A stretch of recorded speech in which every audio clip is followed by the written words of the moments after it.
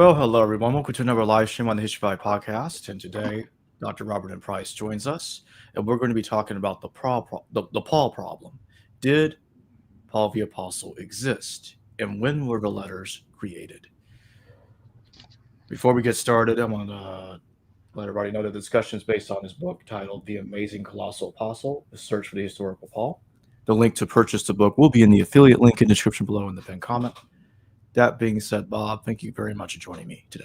Oh, what a privilege. Loads of fun. Oh, thank you very much for joining me. All right. So when we look at the letters, and you've talked about this many times, I've talked about this many times over the years, there's a problem dating the epistles. Now, I think Paul existed, and so do you, but you think that Paul is like a repurposed form of Simon Magus, which we'll get to that in a little bit. But before we do touch on that, could you tell the audience about your experience at looking at these letters and noticing problems of both the content and the theology of the epistles that this doesn't really make sense to you as being thought of as in a pre-war context, like prior to the First Jewish-Roman War? Well, for instance, the famous passage in First Thessalonians, which says that Jews persecuted Jesus, and now your local Jews are doing the same with us. But the wrath of God is descended on them at last. What could that mean? That's if not the fall of Jerusalem. I mean, it's some definitive thing. But even elsewhere, you have statements like, in Romans 9 through 11, the idea that, well, it's pretty obvious we can write off Jews. They're not going to ever come to Jesus, except in the last days. God has this timetable in mind. But wait a minute, how could it have been evident in the lifetime of the Apostle Paul that there was no point to Jewish evangelism? Like the book of Acts, which I think for several reasons comes from the second century, it has Paul announce 3 times, well, you guys, you fellow Jews are not listening, so I know what I'm wasting my time. I'm going to go on and speak to Gentiles. They ought to have a turn at bad. Well, the fact that he does that 3 times, is that just Luke trying to rub it in that, yeah, you see, this is why evangelism turned to Gentiles? Or does he actually simply mean that Paul says, I'm done with you. Maybe the Bereans will be more noble than you are. So I'll try the Jews there. And if I have to, I'll give up on them.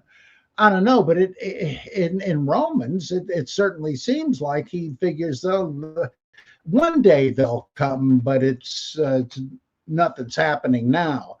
Also in Romans, there's this scripture quote that their table has become a stumbling block. What is that supposed to mean? Well, I think obviously, I mean, the most obvious thing would be the altar in the Jerusalem temple, and that it's now gone.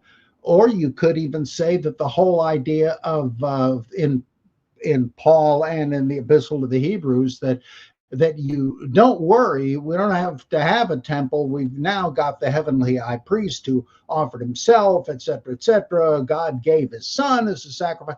This sounds a lot, as J.C. O'Neill points out, this sure sounds like it is so analogous to rabbinical ruminations over what are we going to do now that the temple is over with?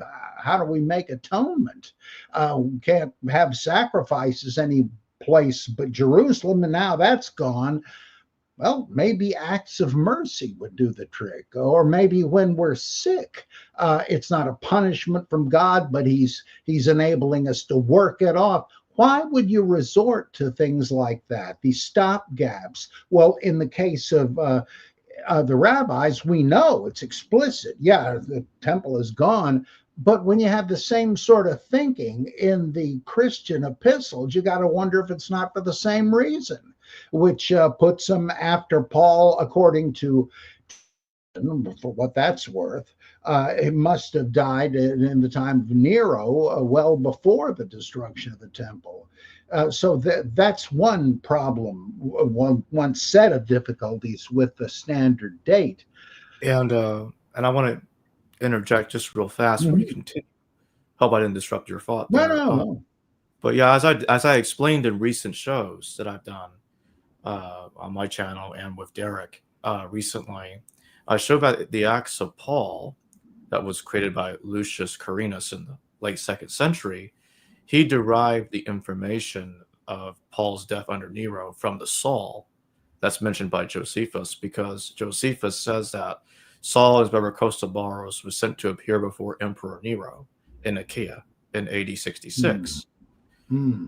But Josephus knows nothing of this man becoming a Christian or writing letters. He doesn't say any of that stuff. Hmm. He is identified as a relative of Herod Agrippa II, and right after so what happens is, I'm kind of skipping a step there, but what's going on is that Saul and his brother Costobarus fled Herodium when the Zealots were setting it ablaze. I think it was the Zealots that set it ablaze at the beginning of the Jewish War, and then they were sent to appear before Nero because the idea was to lay blame on Governor Florus for causing the war, to try to like redirect the blame. Hmm. Um, and then in the immediate paragraph following, the subsequent paragraph, it talks about some kind of chaos happening in Damascus, and Josephus used a sinking ship as a metaphor to Hmm. describe what was going on in Damascus, which I thought was very interesting. And you'll notice that it's kind of implying that Saul and his brother Costobarus were executed, even though it doesn't explicitly state it. Even though I'm saying Josephus doesn't explicitly state it, but in the book of Acts, which uses Josephus, ends with a similar cliffhanger, just as Josephus does, Hmm. where at the end of the story, it looks like Paul's going to see Nero, but his death isn't described. Well, Hmm. you kind of get the same picture when you read Josephus about this guy called Saul. Wow. I'm not saying he's Paul, but I have practically no doubt he was at least used to retool the Paul character. Oh, He was yeah. I mean, you can't just ignore that. I mean, how many coincidences have to be posited to maintain and the. in addition, the book Hmm. of Acts is deriving the idea of Paul's flight from Damascus Hmm. uh, from Josephus's description of what Hmm. happened in Damascus. Because when Saul fled from Herodium, then right after that, that's when it mentions Damascus. Hmm. So Wow. that's what caused the 30-year contradiction, because in 2 Corinthians, Paul flees Damascus from Aretas, King Hmm. Aretas of Nabatea. So there's a 30-year difference. Hmm. Yeah, but you have Yeah. gaps like that. That's no surprise. I mean, there are early Christians that can't agree on when Jesus was born. I mean, you're not going to remember that if you're dealing with real history. Was he actually born in the second century BCE? Was he born during the census? Was he of Quirinius? Was he born before the death of Herod the Great? It's no surprise they couldn't keep the stuff straight, because apparently during the originary days of these movements, nobody had any occasion to try to remember it. So they just sort of come up with the best guess they can, just like we do. We have to. So resume where you left off earlier about the problems with the letters. Well, also there's the well, there are references to, like, backward looking references to what seems too much church history, when, like in First Corinthians, it's like this. Corinthians, I planted the seed and Apollos watered it, but God made it grow. That kind of sounds like there are periods of apostolic activity, and that these factional groups. Here, there's schisms among you, and I partly believe it. One says, I'm of Paul, I'm of Apollos, Cephas, and so on. That kind of that could mean they're like warring factions. Sure, it could, but it makes you wonder if they're not saying, I'm sticking with this the founder, not these new guys. You guys like. I admit that's pretty speculative. But then there's reference to traditions. Keep the traditions that I gave you. Would you say that? If I mean, you might say, observe the practices I taught you, or keep the rules I taught you, as you have in First Corinthians. Like, here's how to regulate your Pentecostal meetings. Okay, there's one. Or don't separate from your spouse if you can at all avoid it. Yeah, but it also says be sure to keep the traditions. Now, that either way you look at it, did Paul think that there'd be enough time in the future until the second coming of Christ that even though they're new now, we've set in motion traditions that is for the long haul? Or does he mean backward? That, yeah, you know, the venerable traditions you once got from Paul, I mean, from me. And that seems kind of odd. Von Manen pointed this stuff out, one of the great Dutch radicals. And it just seems like there's too much history. But then another thing he pointed out of a somewhat different flavor is the fact that all the epistles appear to be patchwork quilts. Now, that wouldn't necessarily mean they're of an advanced date.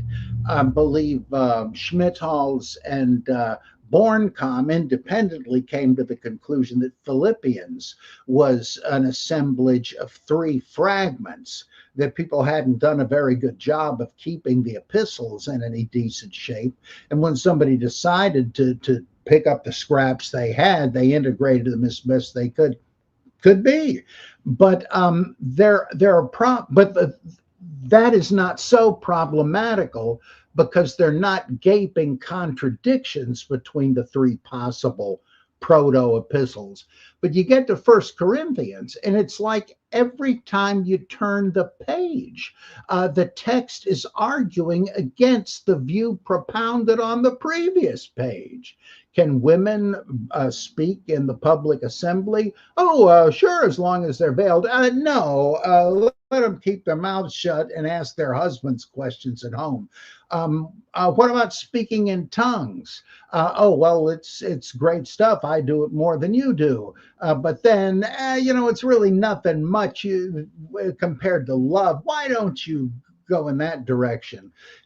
There's more toleration for it in chapter 12. It is a gift that God has given. But in chapter 14, it's sort of a pain in the neck, a cause of stumbling for outsiders. Look, people are going to think you're crazy, like they've wandered into the loony bin.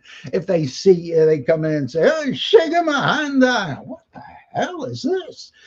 It seems like a different angle on it. Or can you eat food offered originally in sacrifice to idols, bought leftovers bought at the meat market? Oh, yeah, sure. I mean, if you're as smart as I am, it's just steak. What the heck?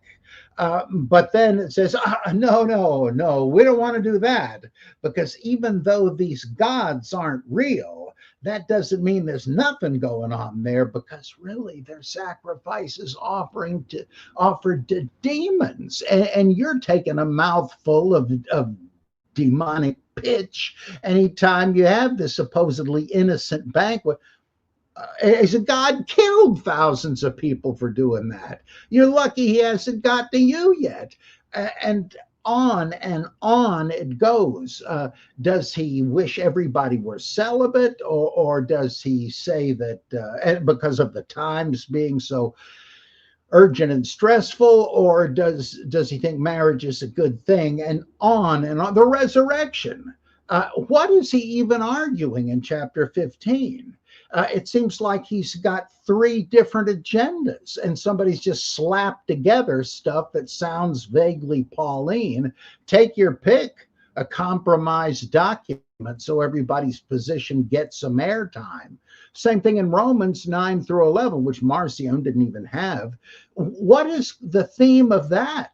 Again, it looks like there are three different topics: individual predestination, God's providence in terms of this group and then that group believing, and I forget what the other one was, but it just seems to me that you're wasting your time to try to come up with some logical sequence. It's like the Sermon on the Mount. It wasn't originally a single sermon, and it's just an organizational principle. Well, in the same, we can recognize that. Nobody has any real problem with that, not even conservatives. But if you point that out about Romans or First Corinthians, oh no, somehow it's got to fit together. Somehow A has to lead to B.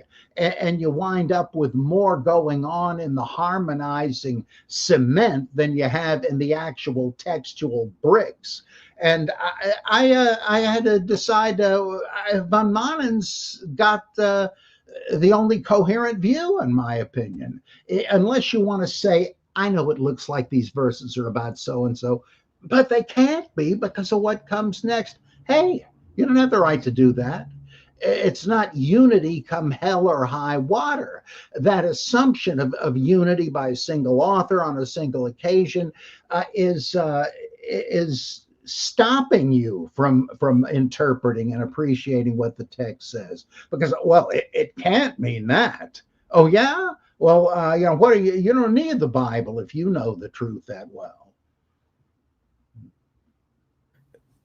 What's interesting is there's a passage in First Corinthians that really just fits what you're saying. And when you look in First Corinthians, it talks about how the temple is inside you, and don't construct temples to God because they're subject to the flames. Back then, when I said that canonical Paul should be dated to the AD 90s, I had people telling me, well, that doesn't make sense because we have documents from Jewish groups that oppose the temple. I'm like, okay, but did they say that we don't need temples to worship God? Did they say the same kind of things that Paul's saying? Actually, they did not. So I just thought it was an equivocation fallacy, which reeks of desperation to try to defend the 7 letters of Paul. That's exactly right. And the way I look at it is that when you look at these letters and you look at the free shipwrecks, I talked about the free deaths of Paul. I talk about this a lot. I got an article I'm working on for your journal on this very subject. And if you look at the letters, you look at these letters and you see, okay, it looks like multiple different people are being conflated. You look at Philippians. He's a Benjamite, but in Romans 16, he's a Herodian. How is he both? That's ridiculous. And the other one that there's a weird thing in First Corinthians that had I saw just on this one point, had I saw this 2 years ago, I would not have doubted my conclusion that the letters were later. In 1 Corinthians 15, when it talks about Cephas, the 500, and James having visions from Jesus, is right after the part where James is brought up. That Paul comes in and says that he was born out of time. And the Greek word he used there was ekatromati. And I looked into the use of the Greek word ekatromati because I'm like, well, that's kind of curious. Why is he saying that? Are you saying that you aren't a contemporary? You see what I'm trying to say? Oh yeah, or is that born out of time? Isn't that an admission? I mean, you could most easily understand that as saying, well, yes, I'm not a contemporary, but that doesn't mean I'm Paulie come lately here. It's very much like the Simon Magus and Peter dispute in the Pseudo Clementines. Yeah, I wasn't around when he was, but so what? Though you could also take it as a Gnostic reference, because the ectroma, the abortus, was the demiurge that was defective because Sophia didn't have a partner. So, I mean, it's eerily modern sounding, like she didn't have the whole genetic code. And that's why the demiurge is sort of divine, but really a bungler and an idiot. And why is Paul comparing himself to that, unless he means he was not in the charmed circle? And uh,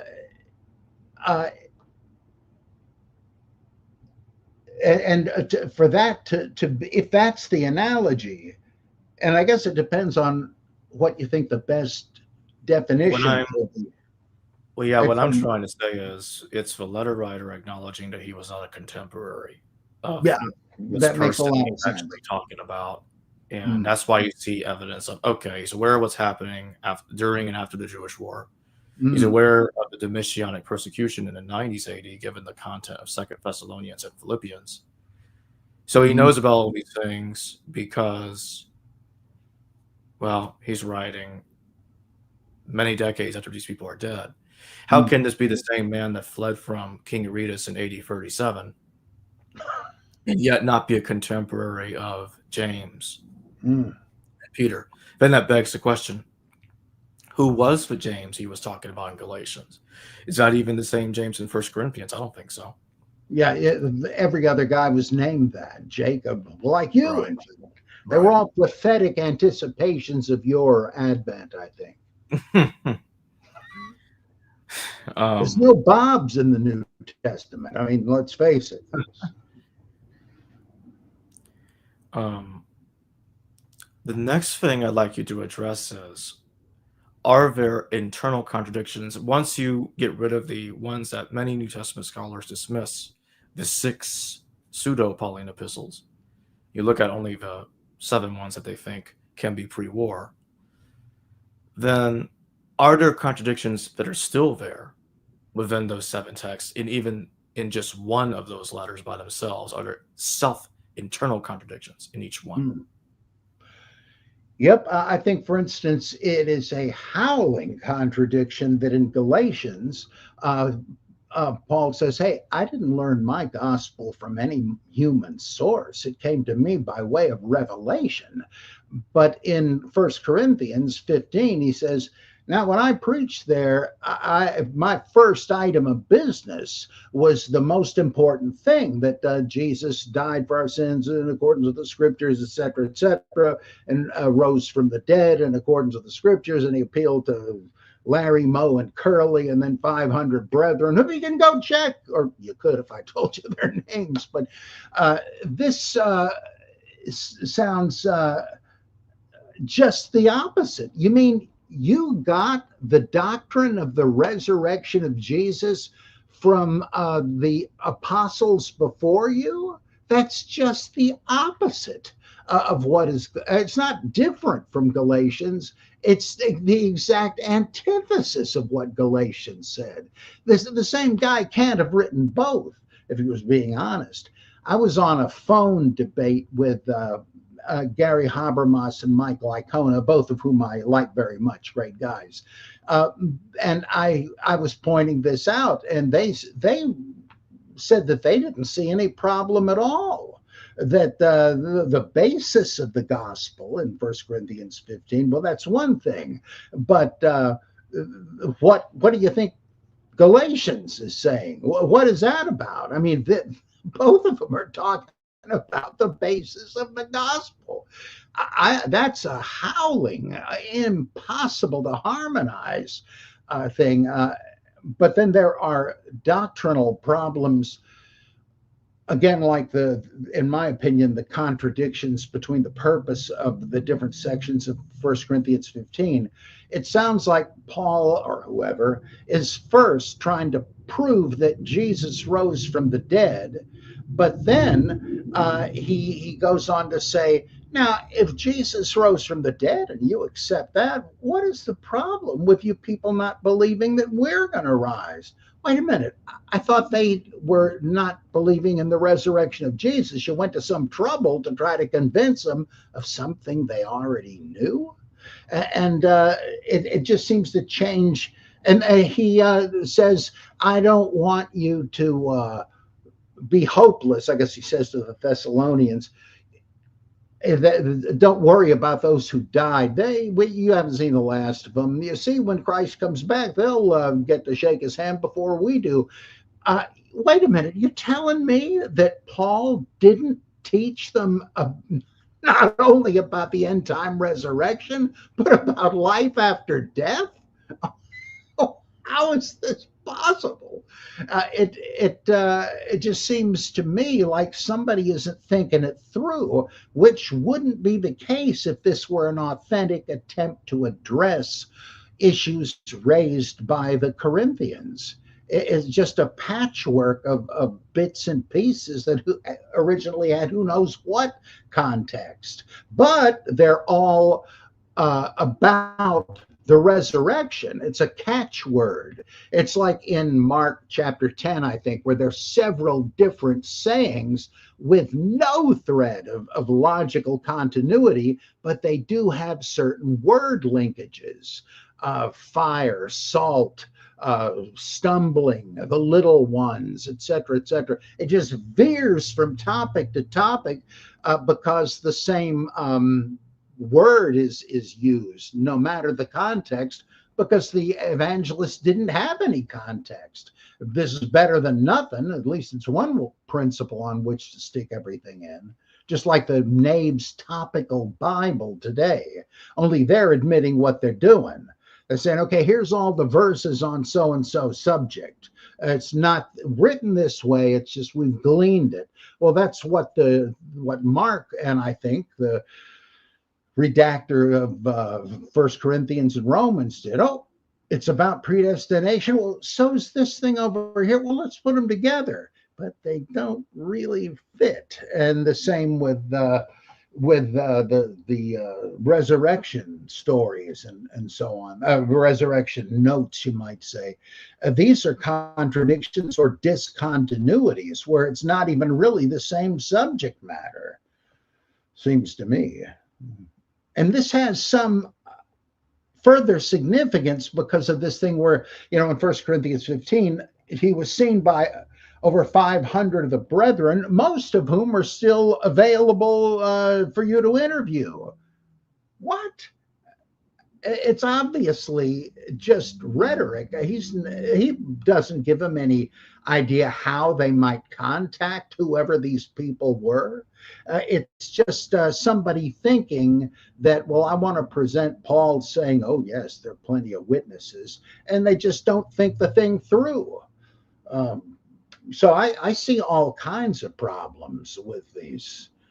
Or another thing in 1 Corinthians, it's a bunch of topics, and it says at the beginning that here are the matters about which you wrote. Now concerning so-and-so, now concerning so-and-so. Well, that would make sense if he's just checking off items in a stipulated list. But it also kind of reminds me of the Didache, which has the same structure and the same introductory formula. It's just, again, an arbitrary list of topics. And I wonder if First Corinthians isn't the same thing, basically. And now, again, it could all be contemporary and all by one author, like Walter Schmitholz thought.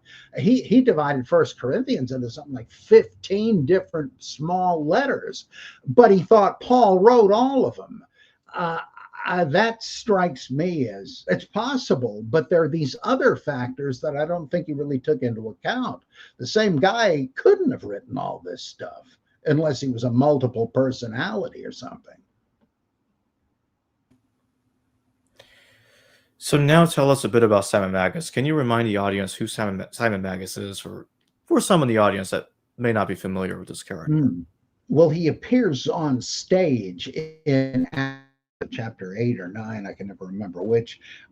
Philip the deacon or Philip the evangelist has gone up to Samaria and he's preaching the gospel, and everybody and his brother are going gaga over Simon Magus, who does miracles, magic. Depends on where you stand, if you call him a one or the other. And everybody said, hey, this guy is great. He is God. He's the great power. And but then Philip apparently bests him in miracles. It doesn't exactly say how he wins everybody over, but I think it presupposes something like in the Pseudo Clementines and the Acts of Peter, that there must have originally been a miracle contest between the two, and that Philip won it. So they say, okay, well, let's go with the new kid in town. And they all get baptized, but they don't receive the Holy Spirit, something that Pentecostals and others for decades. Why didn't they? I mean, aren't you supposed to get it the hour I first believed? Or does everybody wait and get a second charge, the baptism of the Holy Ghost? Well, it's just Luke and redaction, because he wants everything to proceed from Jerusalem. So if you're to receive the Holy Spirit after Pentecost, you've got to receive it at the hands of one of the apostolic circle, which is why Peter is the one who initiates Cornelius without even trying, and the Spirit falls on them. And Peter and John come up to finish the job Philip started. They lay hands on these baptized Christians who hadn't received the Spirit, but now they do, and so forth. Well, he wasn't one of the original circle. No, but Acts has made a big deal about how they sort of received him into the circle. So he's still part of the Jerusalem higher ups. And so it's simply redactional. It's not theological. Okay.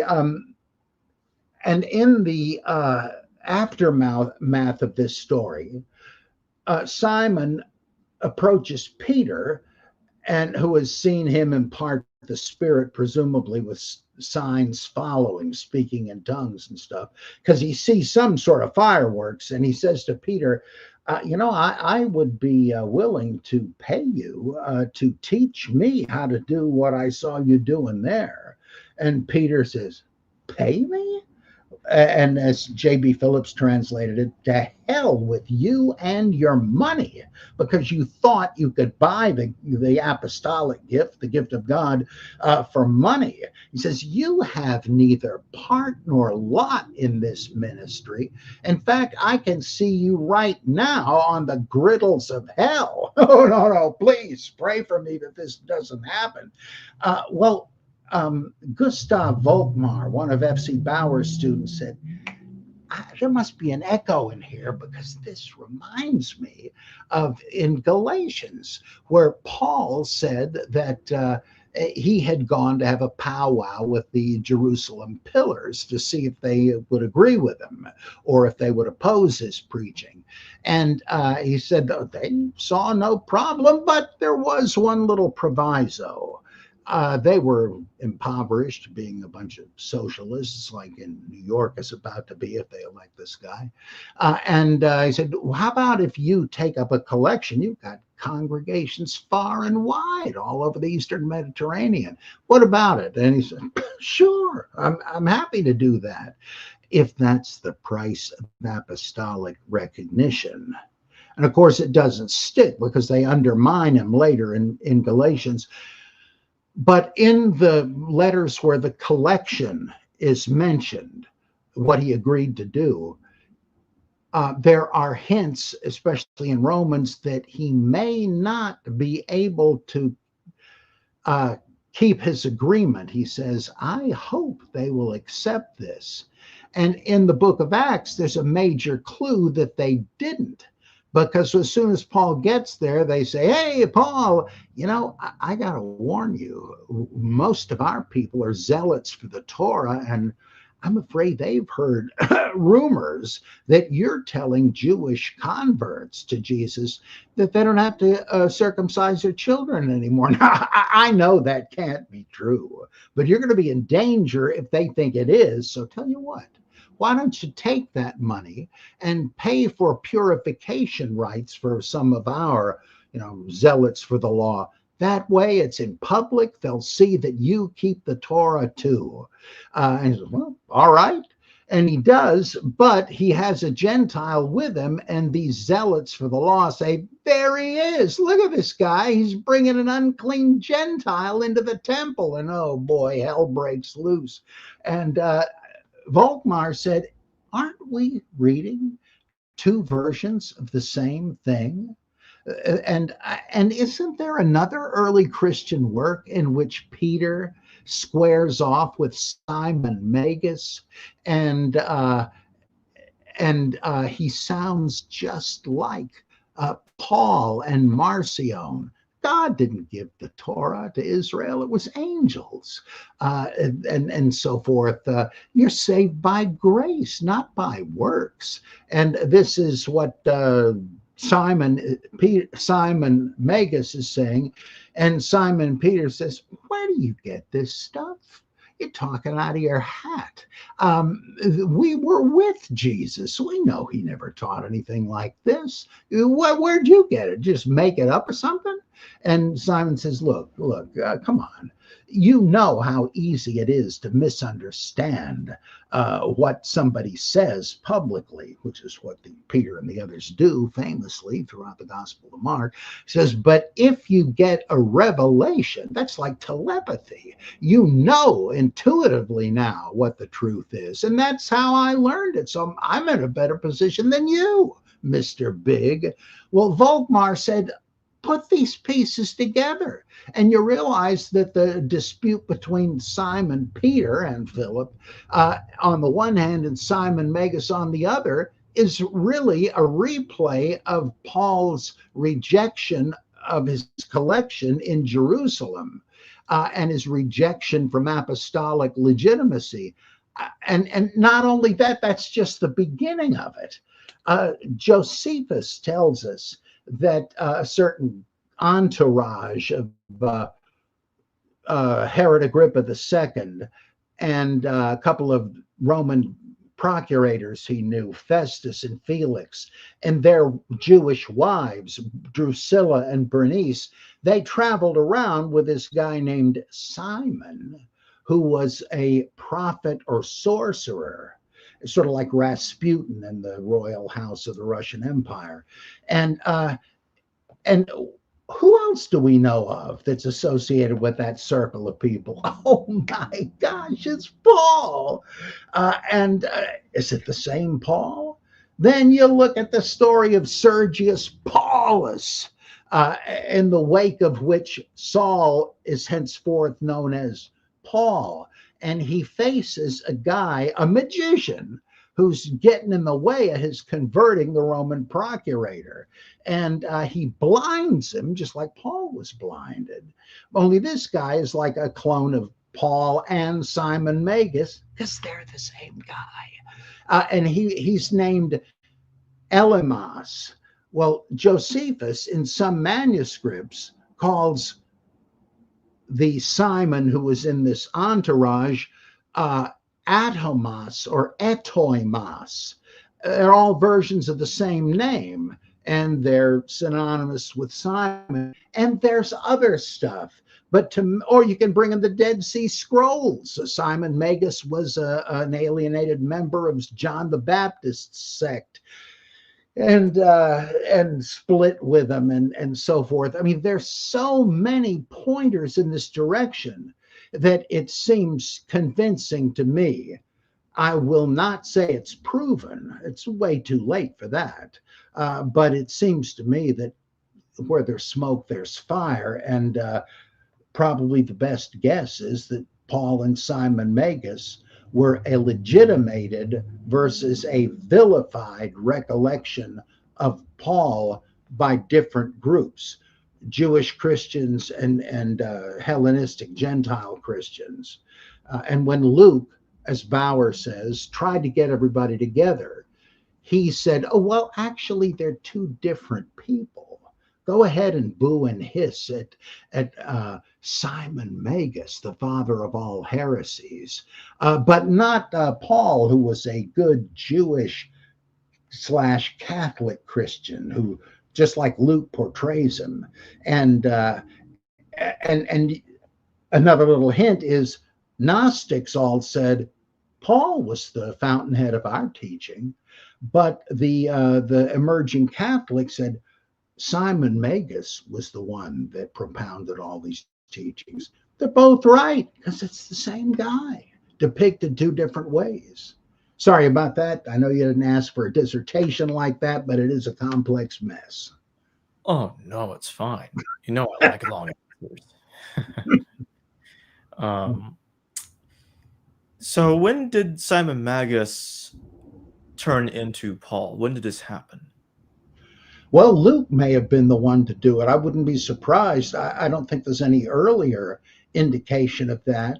And Luke just, well, I know this is a big debate now, which came first, Galatians and the other letters or Acts, but it seems to me it's a typical Lucan sleight of hand to redraw things, to change the stories, like how Paul disagrees with Barnabas, who wants to take John Mark with him. He said, "No, this kid doesn't have what it takes. He backed out and left us on the previous journey. You can take him if you want, but not with me." Is that petty? Is that disagreement really why they broke? Paul and Barnabas, who were such big buddies before? Or is it more like, again, Galatians said that Paul and Barnabas broke over Barnabas's being too willing to kowtow to the Jerusalem Christians of James over kosher dining? It seems to me Luke knows about that, but he doesn't want it to be a theological breach. He can't deny that, yeah, they were once good buddies and colleagues and later they weren't. But here's why. It's just a common human failing. It's not like they were at different theological positions, God forbid. So it seems to me it's Luke's kind of shtick. But what about the epistles? Would you say that the author of the Pauline epistles knew about sources that talked about Simon Magus as well? I don't know, though. The one thing that makes me wonder is in Second Corinthians, the writer says the signs of an apostle were performed among you. Was Paul like a faith healer? I mean, that's a little too glib for my taste. He elsewhere talks about suffering. But here we have a glimpse of the Paul of Acts again, a miracle working Superman. And he's always down but not out. And but that would kind of imply that he's the kind of, oh, here's another weird view of mine. Acts, of course, makes Paul a fluent miracle worker. And Bauer and some predecessor of his, I forget who, pointed out that isn't it odd that in Acts you have Peter and Paul running parallel? Both do strange, distinctive miracles. Like Paul heals people even involuntarily using his handkerchiefs. And his work aprons. Peter, on the other hand, his mere shadow passing over somebody heals him. Both of them raise somebody from the dead. Dorcas in the one case, Eutychus in the other. Both heal a cripple. Both have a miraculous jailbreak. In fact, Paul has too. Both preach to Gentiles, in fact, by their own. Well, yeah, okay, let's just leave it at that for the preaching to Gentiles. And each is made to sound like the other. Paul is the one who says that the law is a terrible burden for Gentiles, but it's Peter who actually says that in Acts 15. And Paul doesn't say it. He obediently keeps the law in Acts, but it's a matter of indifference to him in the epistles. If I'm with Jews, I act like a Jew. If I'm with the Romans, do as Romans do. And I know I'm forgetting another one. Both preach to Gentiles. There's some other. Well, both of them have actually, I just said this, the face off of the sorcerer. And Peter with Simon Magus, Paul with Elymas. Is that a coincidence? It seems to me it's just like how Josephus's biography tallies astonishingly with Paul's. That doesn't mean they were the same guy, but something similar. I think that Luke simply lifted this agenda of events from Josephus's autobiography, just like he derived Paul's conversion from 2nd Maccabees chapter 3 and from Euripides the Bacchae. So you're dealing with fiction there. And it seems to me, I know this is a long way round, but why is this set of parallels there, especially the similar miracles? I have this crazy hunch that Luke harvested these from some account kind of like the Acts of Peter and the Pseudo-Clementines, where Peter and Simon Magus have a miracle contest. And of course, Peter comes out on top. I have a hunch, that's all.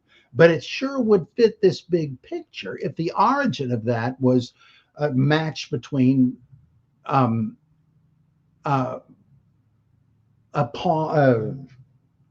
Peter and Paul, based on Peter and Simon Magus, is what I'm saying. Anything you can do, I can do better. So even that, I think, figures into it. And that would mean that Paul was esteemed at some point as a miracle worker. And that creeps into 2 Corinthians. Can you tell us a bit more about Simon Magus being of John the Baptist sect formerly? We're told again in the Pseudo-Clementines, which seem to have a lot of odd stuff that isn't like normal fiction fodder. It seems to be based on some traditions, and this is the part of now the Pseudo-Clementine homilies and recognitions, two versions of the same story, basically. It's a 4th century work, but I think a persuasive case has been made for a long time now that the portion that is promoting Ebionite Christianity is from the 2nd century, and that it was incorporated into the Clementine recognitions and homilies. So the Pseudo-Clementines also tell us, I think in this earlier source, that John the Baptist had a sect of 30 men. Now, that's implied even in the Gospels, where, I mean, how many people were available for baptism? Did he have a Billy Graham arena filled with people? My guess is that they were Hamero Baptists, that they kept getting baptized daily. And why 30? Well, because it was a way of affirming the lunar calendar, which was in contention with the solar one at the time. In fact, John being a hairy man would imply the sun, so I don't know. You could go either way, like Samson. But he had a sect of 30 men, and his named successor was Simon Magus. But Simon was off studying magic or whatever in Egypt when John was beheaded. He only found out about it when he got back. Well, they had to have somebody in charge in the meantime, so they picked Josephus, also a Samaritan. And then when Simon Magus got back, he was a good sport about it and said, "Well, I yield to the successor to John." But after a while, he said, "This guy is not really up to the job. He's not the leader we need. I am. I was supposed to be." And so he denounces Josephus, who then one of them challenges the other to a miracle contest. And the one they mention is that one um, Josephus tries to swat Simon with a staff, but it goes right through him like docetism. He changes the substance of his body. And Josephus gives up on the spot and he says, "Okay, I get the message. You're the standing one, not me." And apparently Josephus went off and started his own group. There are at least a couple of Josephian Gnostic groups we know of around that time. Well, Simon then takes over. But suppose Robert Eisenman is correct and that Paul was the spouter of lies, the mocker, who repudiated the covenant in the midst of the community, as the Dead Sea Scrolls put it. And what was he doing wrong? He was appealing apparently to the Gentiles, telling them that they needn't accept all the rigors of Qumran discipleship, and that they could be like God-fearers, not full proselytes. And the Dead Sea Scrolls speak of this as him building a city on blood and populating it with the simple ones of Ephraim, by peddling smooth things to them. Sounds very much like what it says in Philippians that Paul was accused of doing. And so they kicked him out. And according to another crazy theory of mine, you can certainly, I'll hold still if anybody wants to measure me for a straitjacket after this. But I think that he's very likely right, though. Of course, it's all in cipher language. There's no way to be sure. And that's one thing we know from Irenaeus is that Simon claimed to have been crucified as Jesus, but docetically, so that he didn't suffer, but that he had appeared in ancient Israel as the Father and in the ministry of Jesus as the Son. And I think that connects up with Simon of Cyrene being crucified in the place of Jesus, as Basilides taught. But now he was active as the Spirit. I have to wonder if that has to do, I'm sorry about this, with Elymas in the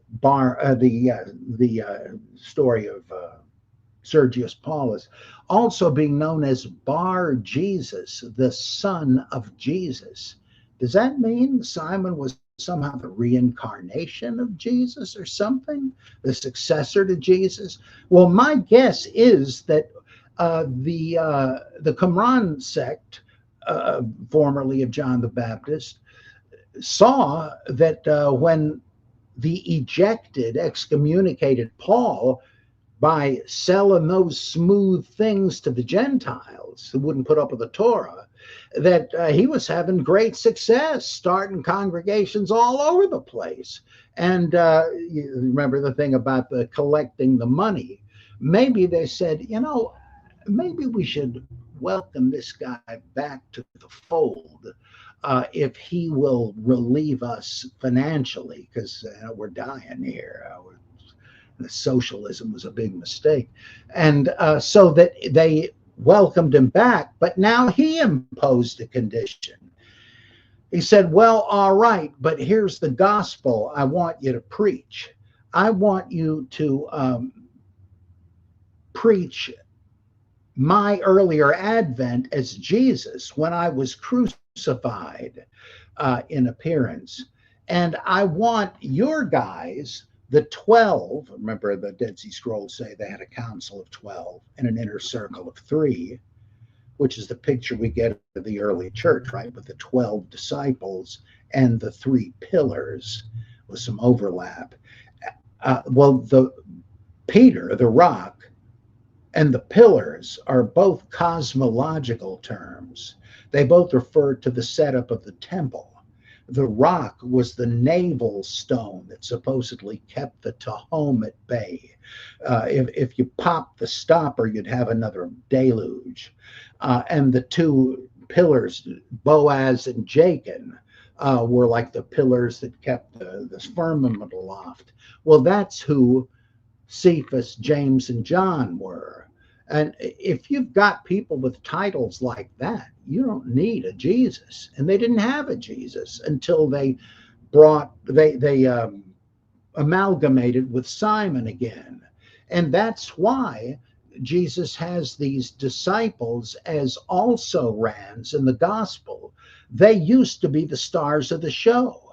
But it was like when Aaron was introduced to secure the cloud of the priests, they kind of shoved Moses aside and made Aaron do the miracles. Same sort of a thing, the principle of redundancy. Originally, it was just Moses who went up to see God and dine with him. Originally it was Nadab and Abihu that went up. But as Moses and Aaron were added to the stories, Moses and Aaron brought with them these otherwise insignificant characters, Nadab and Abihu. People were used to associating them with the scene, so they didn't just get rid of them, but they added 2 new people and shouldered the old ones besides. I think that's what happens, and why you have this bunch of also rans, yes men and straight men with Jesus, because he's displaced the original centrality of the 12 and who are going to sit on thrones governing the tribes of Israel. Not Jesus, but these guys, and so forth. So I think a lot of these things fit together in very plausible ways. But I must admit, it's totally speculative.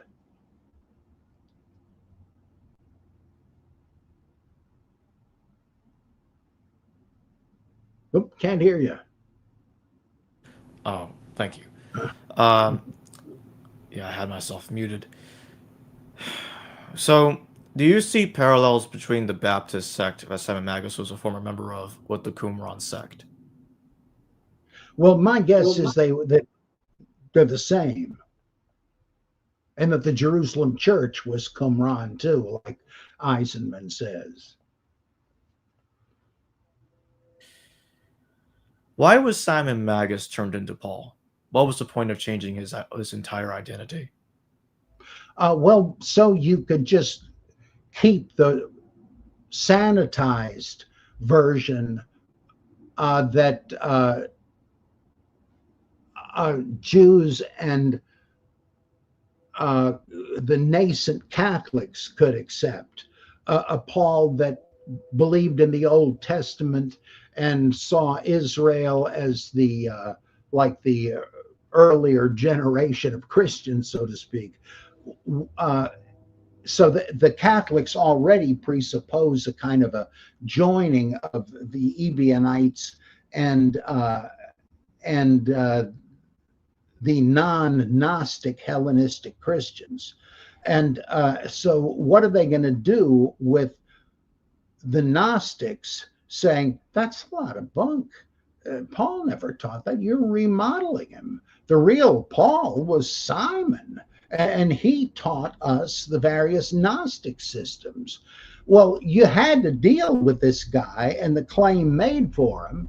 So it looks like they said, well, you know how Peter was known as Simon sometimes? Maybe Paul was too, but maybe there were different people. Yeah, that's it.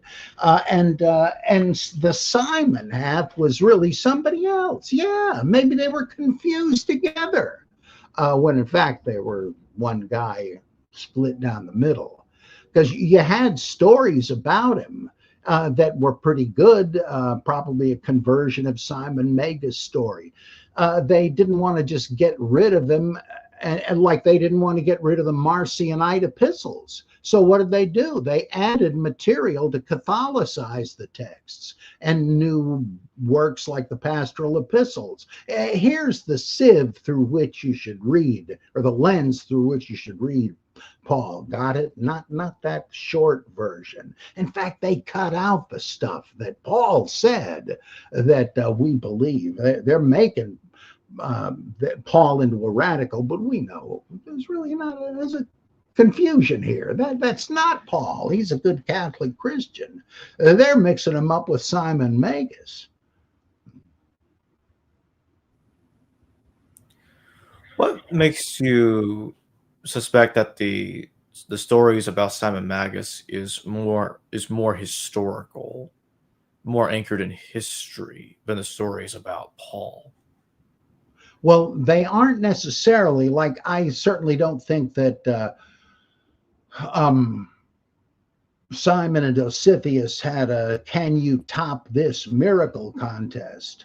But it seems to me that if the basis of this is true, it would be that when Simon got back from Egypt and found that John was dead and that his position had been perforce taken by the runner-up, he couldn't. That stuck in his craw, and he undermined Josephus. Who knows how? So I doubt that there were any actual miracles. That's just the kind of thing that you people start believing to enhance the reputation of their hero. But the rest of it, none of it's miraculous, and most of it is just sort of looking at stuff that's actually mentioned in the canon from a different angle. Like, wait a minute, what was really the motive for the requiring the collection of money for the Jerusalem church? I mean, it doesn't actually say. It leaves it open for interpretation. But what else it says, like the Jerusalem church was known as the poor and all that. It seems to me that a lot of things fit together. Also, Paul is associated with Queen Helena of Adiabene. Well, who was Simon's consort? Helena, who had been Helen of Troy, a queen, and she was converted to Judaism by a guy, the historical Helena, by a Jewish merchant evangelist who said that she and her son, that her son, who wanted to convert as she did, needn't get circumcised because his subjects might not stand for that, too Gentile for them. But later, another Jewish itinerant missionary comes along and says, you really have to be circumcised if you're going to call yourself a Jew. And he said, yeah, all right, you're right. I'll just face the flak if there is any. And isn't that, as Eisenman points out, just like the Galatians scenario, where you've got somebody preaching to Gentiles? You don't have to keep the Torah. That's a cultural thing from a different group than you belong to. It's fine for Jews, but you're not Jews. Then others, the men from James, come and say, look, if you're following the Jewish Messiah, you got to be Jews. And that means you better start, laying off the ham sandwiches. Too many parallels. When do you think Simon Magus lived? Well, obviously in the AD 30s when John the Baptist supposedly died. Unless he died later, depending on when you date the thing with Aretas and all that. if Josephus's account of people blaming Aretas's defeat of Antipas on his executing the Baptist, that would make the most sense, saying that it was a recent event. Why would they think John's execution had anything to do with it if it was uh, if it was that far back into the past? And it plus it could be that Simon was not the immediate successor, but that there were other lackluster ones who just get lost in the shuffle. And Simon, once he does ascend to the leadership, which might have been a bit later, had this trouble and left, and they just leave out some of the intermediaries who were unremarkable. Who knows? Um, but he's the Pseudo-Clementines assumed that he was a contemporary of the 12, and if the Simon associated with Agrippa in his circle was the Simon of Acts, that would fit pretty well. There's a similar problem with the prophesying daughters of Philip, because Luke places them as contemporaries of James and Paul. But Papias says that they were around in the 2nd century. And one of them may have, what is it, written the Book of Revelation. Benjamin W. Bacon did an article on that once. But Papias seems to know them as figures of the 2nd century, just like some seem to locate Simon there. But again, with Jesus, when was he born? When did he die? Irenaeus thought he died in the reign of Claudius. I'm not quite sure. To me, these aren't damning contradictions, since we're dealing with a mess anyway.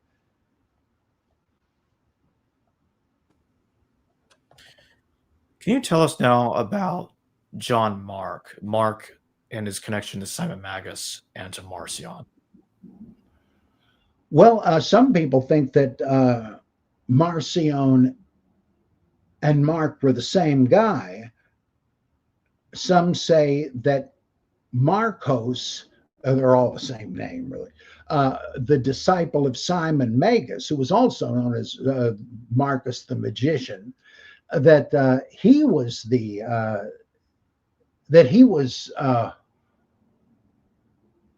Marcion, so that Marcion was a disciple of Simon, and then if you want to toss in Mark the evangelist, I'm less eager to do that, simply because Mark was so like the most common male name in the Roman civilization.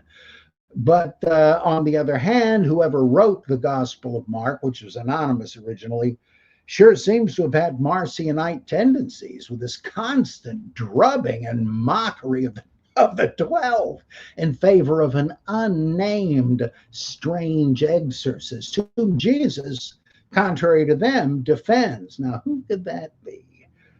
Got to be Paul or Simon.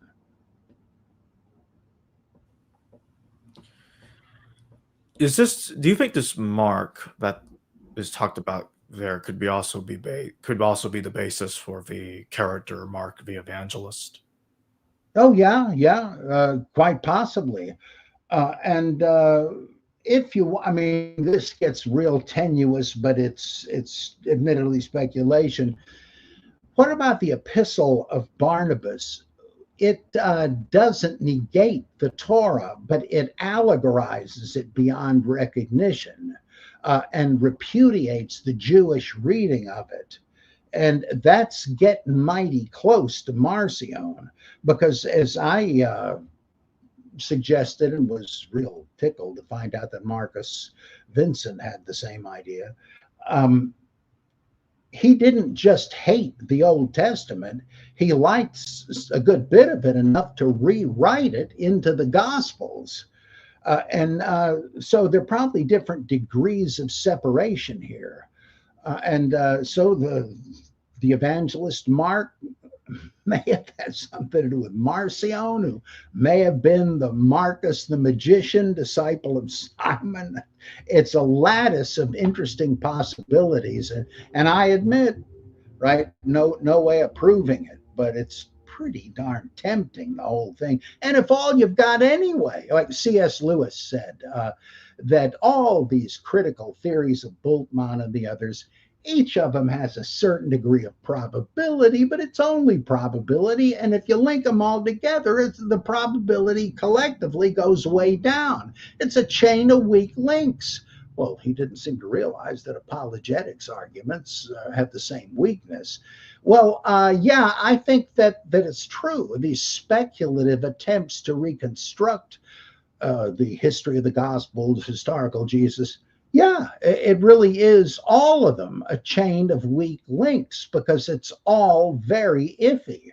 But it doesn't expose you as an idiot or a phony to keep working at that, because it's quite fascinating, and you might come up with something that you could at least say was a strong theory. But I'm the first to say that's all these things can ever be. You can't make them into dogmas.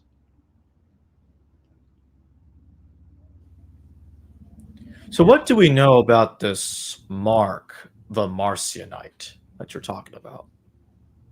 Or Mark the Uh, Simonian, or you want to call him? uh, well, Irenaeus tells us that he coached gullible women into speaking in tongues. It's really interesting, fascinating that he mentions this, because if you read books by charismatics and Pentecostals, they tend to say that everybody can speak in tongues. Every Christian can speak in tongues, even if you have to kind of coach them to do it. Just come up with a nonsense syllable like a TM mantra, I guess, and start repeating that. And soon you'll find you'll be filling the room with glossolalia utterances. Well, to me, that's what they do. And so people then say, well, I guess I'm speaking in tongues. Is it that easy? Well, Irenaeus, that's what Marcus did. How fascinating. I mean, I can sure believe that by the principle of analogy, since that's what they still do today. But I'm not sure if he tells us anything else. I almost think he does, about their sacraments and so forth, but I could easily be confusing him with somebody else. But apparently he pretended to be a miracle worker. And of course, he could have just been a stage magician. It's because, like, we know, at least people were believed to do that. Like, if you weren't a Neo-Pythagorean fan of Apollonius of Tyana, you believed he was a con man and used tricks like a stage magician today. And Lucian in the 2nd century wrote this whole little book called Alexander the Quack Prophet.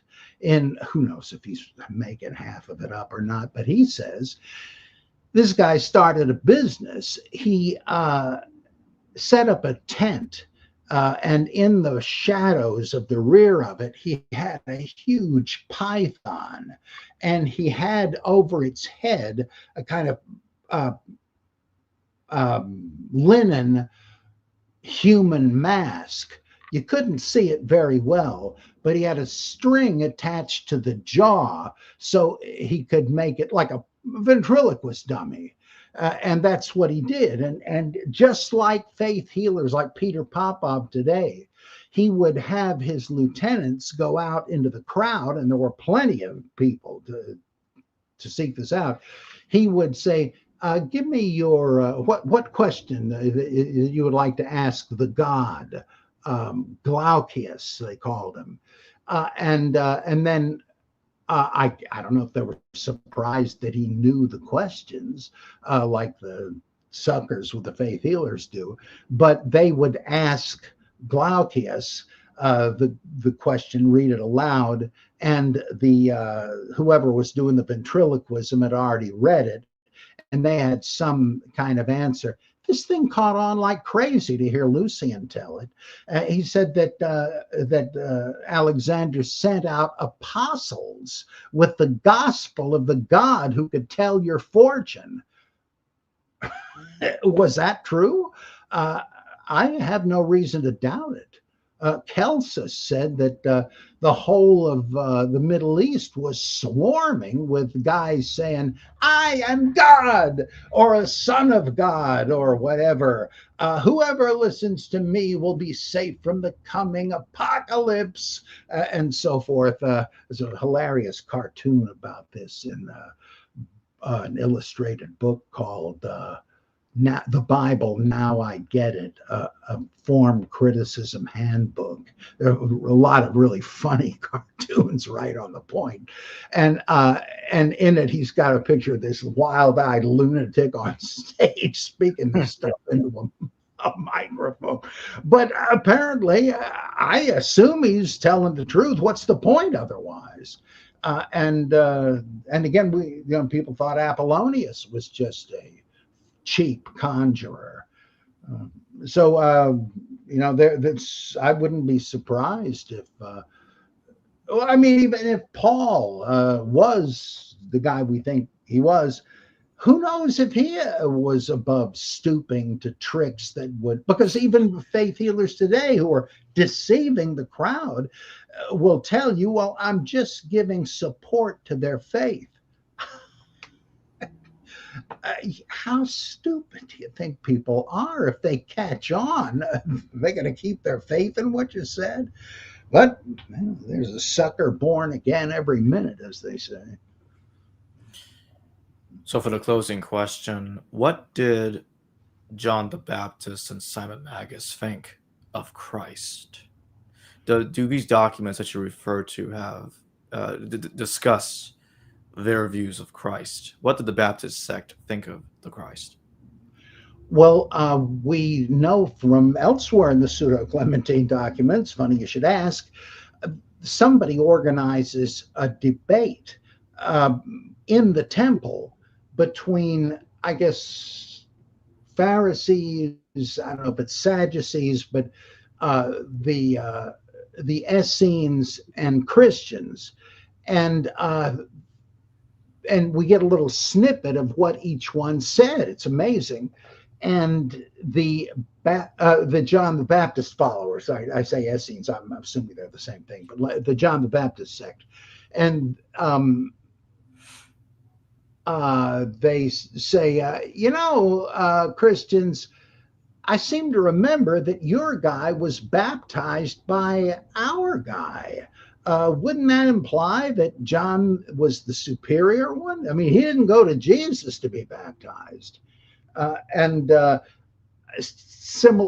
course, eventually Christians countered that in Matthew, right? To have John the Baptist say, what's a nice savior like you doing in a joint like this? What are you doing coming for baptism? I need to be baptized by you. No, that's okay. Well, let's just go ahead with it.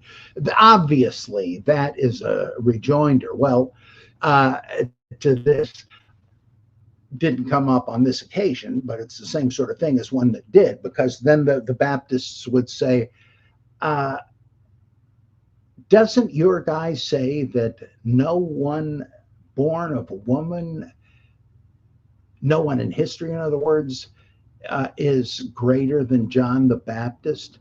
Wouldn't that kind of mean Jesus was not as great as John the Baptist? I mean, he's not excluding himself, is he?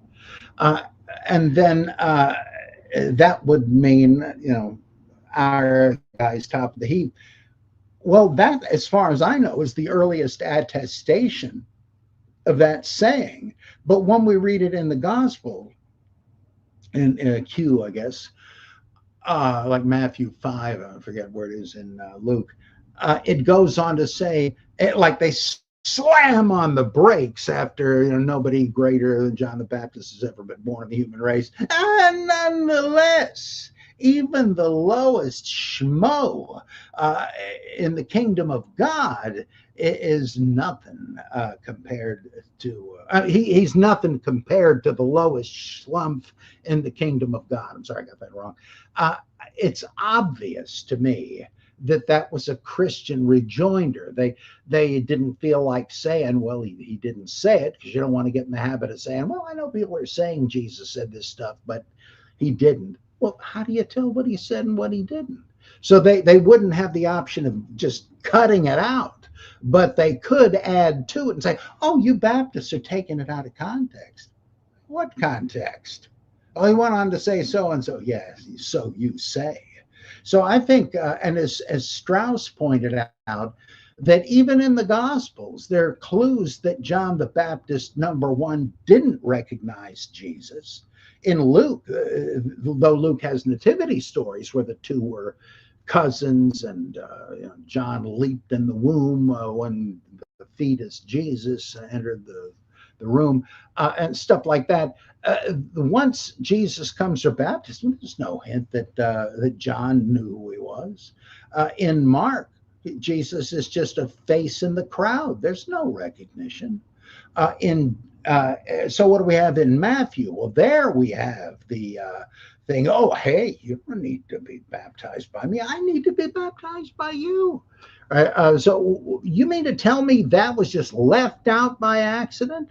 And then, of course, in the Gospel of the Ebionites, I think it is, or the Nazarenes, one of these groups, Mary is reading in the Galilee Gazette and says to her kids, hey, it says here that John the Baptist is baptizing for the remission of sins. Let's go be baptized by him. And Jesus says, what do you mean? Have I sinned in some regard that I need to be baptized? Well, obviously, again, they're trying to do what Matthew does. Say, oh, yeah, all right, he was baptized, but he didn't really need to. Why did he? Well, we don't really know, but all what matters is he wasn't confessing sins. And then in the Gospel of John, Jesus doesn't even get baptized by John. John knows through a vision that this is the Lamb of God, but he's personally unacquainted with him. So what all is going on here? Well, it's made explicit in the Pseudo-Clementines, but Strauss was right. Plus the fact, how do you explain if John said, oh, well, I was just here to pave the way like Ed McMahon for Johnny Carson, but I'm happy that he's taking all of my thunder, and my disciples are going to him. That's the way I want it. How is that possible if, remember when some Pharisees come up to Jesus and say, Master, it's fasting time, right? We Pharisees fast and the disciples of John fast, but strangely, you don't have your followers fasting. Why is that? Oh, wait a minute. John the Baptist believed Jesus was it. Here's the Lamb of God. And yet he didn't close up shop, and he didn't say, well, really, what's the point of fasting now that the kingdom is on its way? Or when later in Luke, the disciples come to Jesus and say, teach us to pray as John taught his disciples. And of course, he must mean teach us a unique prayer, because that's what Jesus goes on to give them. When you pray, say this, not something like this, but this. And Strauss said, surely this presupposes John never joined up with Jesus, and might not have thought he was a false prophet, but he didn't join his group, but surely he would have. If there's the Lamb of God that takes away the sin of the world.